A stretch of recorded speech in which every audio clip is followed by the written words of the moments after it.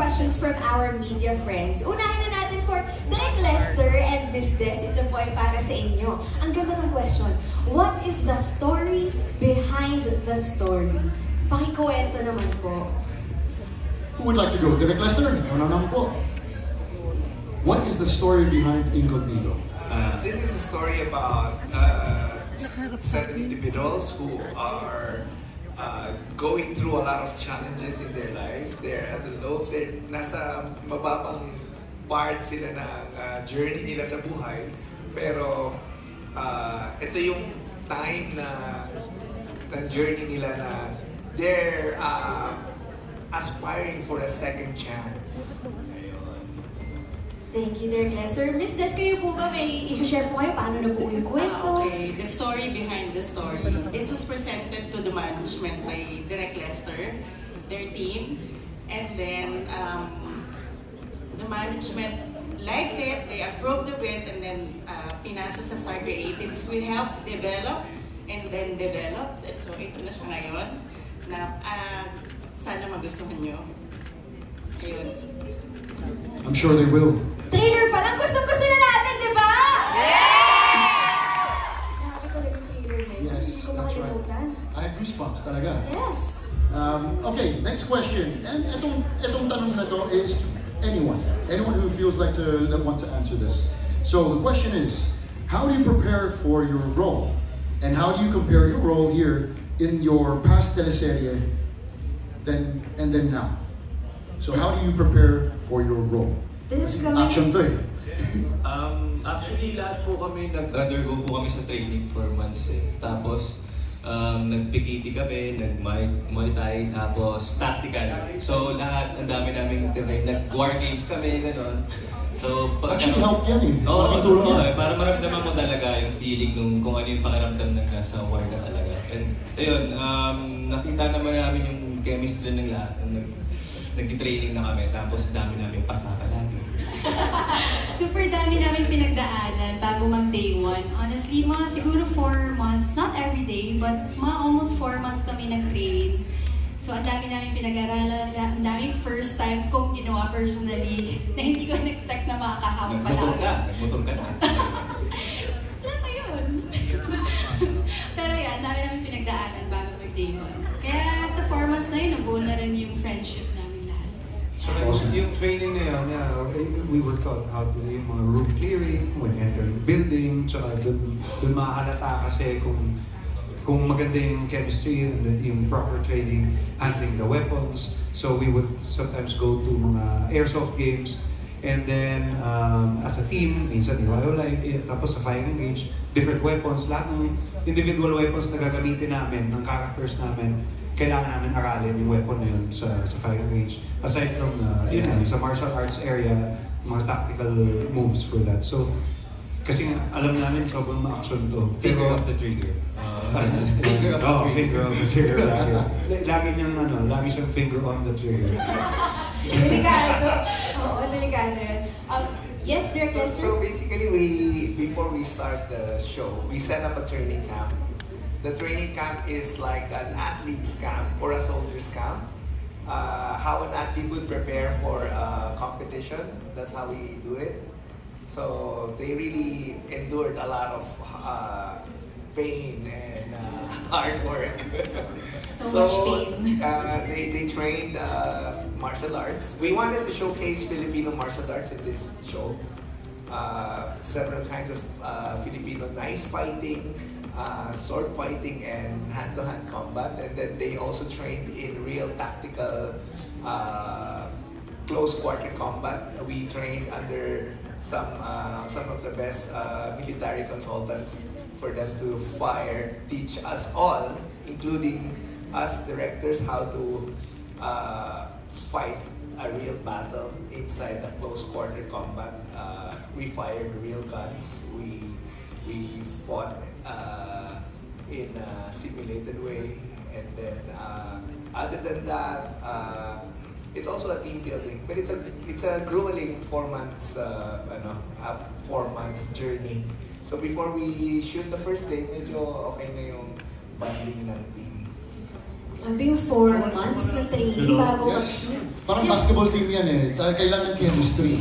Oo Kung nga. walang chemistry, wala. At kung sinasabi Oh, Richard, you were gonna say something? Yeah, I just want to give a shout out also to two of our consultants, Sir Benjo Ramos and Sir Patch Caballero, who's been there with us since day one of training. Sila yung training sa amin ng tactical moves, pikititier siya, and they also joined us on set, to guide us sa proper positionings and everything tactical-wise. So I want to give shout out to those guys. Yes, maraming salamat po. And kanina rin when Direk Lester was discussing yung pain, si Anthony, Anthony sabi na, pero worth it.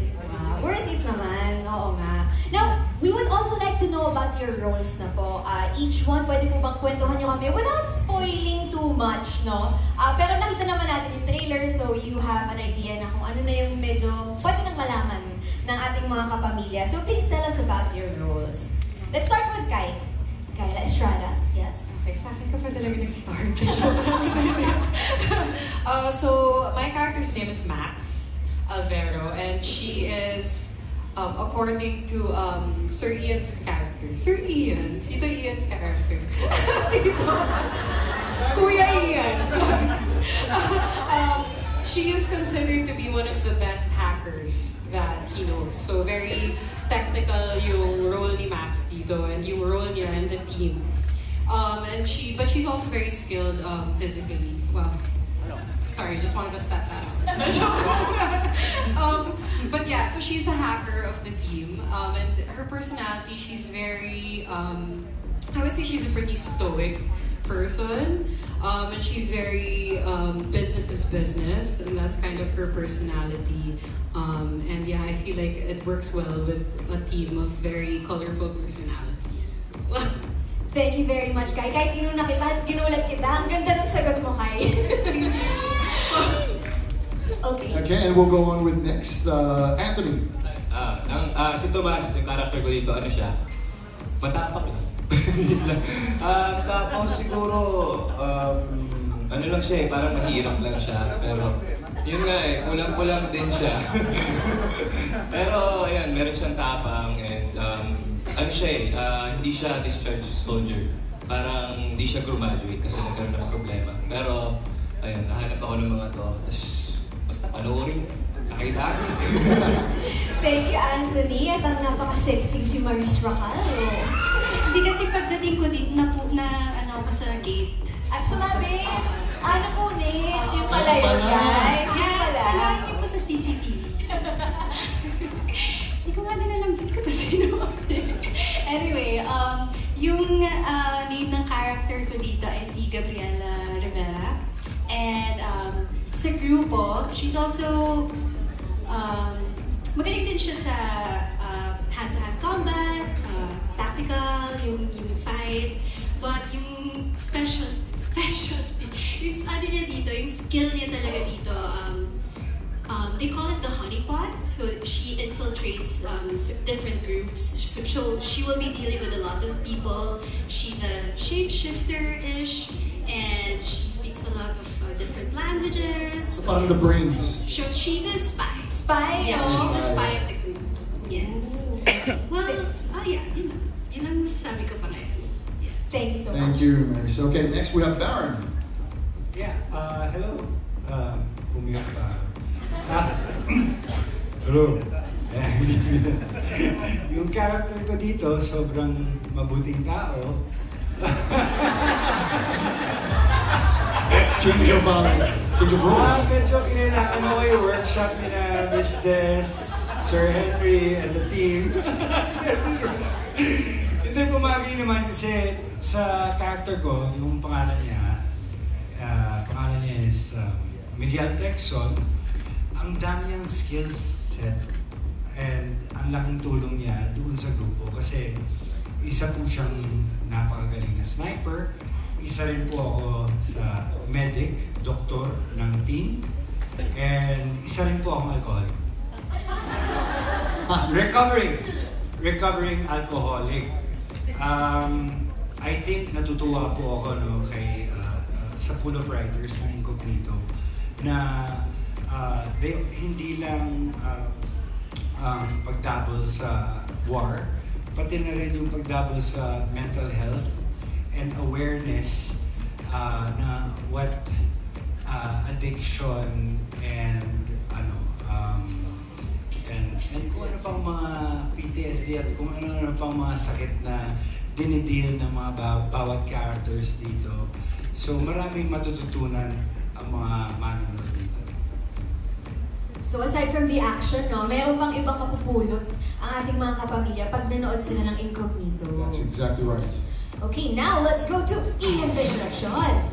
Ako naman po, ang character ko dito, ako yung pinakabunso. So si Kuya DJ at si Kuya Chart. I play the role of Greg Paterno, and he has a long history of military service, has worked overseas, and he's a tactician, he's a planner, and siya yung nakikipag-negotiate for the whole team. And then siya rin na nagbe-brief kung ano yung situation, ano gagawin. And yun, and pero sarili niya, marami rin siyang nakaraan na unresolved issues, personal issues, na hindi ko pa siguro dapat i-disclose, pero along the way, makikita rin kasi yung individual journey ng kada character. That's I think what makes it really interesting. Hindi lang siya action na pagilan no. It's 7 different characters and different phases in their journey. Tapos nagtatagpo-tagpo sila. So minsan maganda yung minsan swak yung dynamics.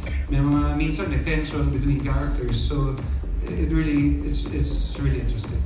So may depth din yung characters nila. But ako, I also want to ask, kasi fan talaga ako ni Ian Veneracion. We know that you fly also, di ba? You're a pilot. So magagamit niyo ba yun dito? Lahat ng skills namin, lahat siguro, nagagamit namin dito. Ooh, exciting. Very exciting. Sa trailer pa lang, di ba? That's a good teaser pa lang. Alright, next we'll have Richard. Yes, ako dito si Jose Bonifacio, discharged ex-Navy SEAL. Very competitive, very competent, mission-based yung objective lagi ni JB dito. Isa sa mga main objectives niya ay makabalik sa military. And I also come from a family of military men. So, yeah, exciting. Action character. And now let's have Daniel Padilla. Andres Malvar, Dugong Igorot, Makatao, at Discharged Scout Ranger. Yun ang muna. Short but sweet, oo. Pero tama ngayon, para talagang we're left wanting for more, di ba? Sa January na po yan, mga kapamilya. At ngayon, ito na, itatanong na rin natin yung mga iba pang mga questions from